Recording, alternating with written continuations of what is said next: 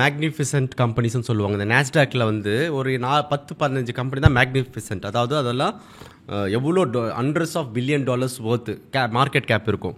அதில் பார்த்தீங்கன்னா வந்து மெட்டா, கூகுளு, அப்புறம் வந்து இந்த ஓப்பன் ஏஐ ஃபோரம்ஸு, அதுக்கப்புறம் ஆல்ஃபாபெட்டு, இதெல்லாம் இருந்தபோது இந்த டீப் சீக்கு லான்ச் பண்ண டவுன்லோடை பார்த்துட்டு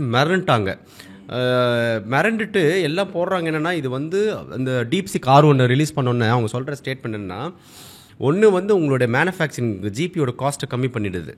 அதெல்லாம் எல்எல்எம் எல்லாமே ஜென்யூன் ஓப்பன் சோர்ஸ் ஆகிட்டார். யார் வேணால் எடிட் பண்ணலாம், யார் வேணால் இது பண்ணலாம். இப்போ NVIDIA என்ன பண்ணுறாங்கன்னா, அன்றைக்கி பார்த்து அவங்க வந்து ஷேர் மார்க்கெட் போகிறாங்க. கிட்டத்தட்ட வந்து 30% போச்சு இல்லைங்களா? 70% போச்சு. 70% வந்து வேர்ல்டு ஹிஸ்டரியிலேயே வந்து நாஸ்டாக்ல வந்து ஒரே நாளில் ஒரு கம்பெனி இவ்வளோ $1 பில்லியன் லாஸ் பண்ணுது. இதெல்லாம் $600 பில்லியன் சொல்கிறாங்க, which is it's not ordinary amount.